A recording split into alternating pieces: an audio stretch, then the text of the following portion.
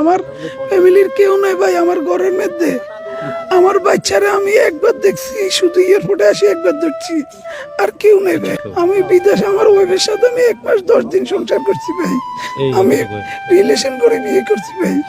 আমার ভিসা হওয়ার পরে যখন চলে যাবো আমি ওরে বিয়ে করছি। বিয়ে করার পরে 1 মাস 10 দিন ছিলাম। আমি যাওয়ার পরে আমার বাচ্চা হয়েছে। আমি 2 বছর 7 মাস পরে আইছি, কিন্তু এখন আমার সবকিছু দুঃখ হয়ে গেছে ভাই।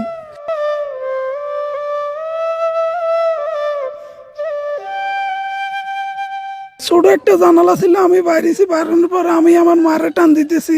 আমার মা আমার নানুরে ধরে রেখছে, আসতেছে না।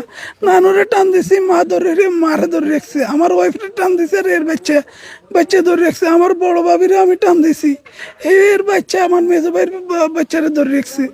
আর আমার মেজো ভাইয়ের ওয়াইফ কিভাবে আসছে আমি বলতে পারি না, আমি দেখি না এই কিভাবে বাইরে গেছে। তারপরে সবাই পানি নিছে, রাস্তার উপরে অনেক মানুষ ছিল ভাই। আমি ফা ধরছি, আসেন ভাই একটু নামেন, নামি একটু ধরেন। কেউ আসে নাই ভাই, কেউ আসে নাই। দুই আসো সবকিছু ফ্রেশ করে আসে, কেন বাথরুম আছে, বলতেছে না লাগবে না। আমি নিজে গাড়ির থেকে নামি ওরে বলতেছি চা খাইবে না কফি খাইবে, ও বলতেছে কফি খাবো। আমি কফি নিয়ে দিছি, বাদাম নিছে একটা, পানি দিয়ে বলতেছি এটা দিয়ে মুখে ধুয়ে নাও। এই পানি দিয়ে মুখে ধুয়ে না, এর উপরে বলতেছে আস্তে আস্তে। এক হাতে চা খায়, এক হাতে স্টার্টিং, হেরাতে এক হাতে স্টার্ট দিছে গাড়ি। আমি তার কোনো ড্রাইভিং এর কোনো কিছু ভালো লাগে না। স্টার্টিং ঘুরাবে, স্টার্টিং থেকে ও শিখুন ইতনা এত বড় একদম এর ড্রাইভারের কাতারে যায় না। এর ছবি আছে ফেসবুকে, দেখছেন কে জানে। তারপরে সে বলতেছে না আমি আস্তে আস্তে যাবো, আস্তে আস্তে যাবো।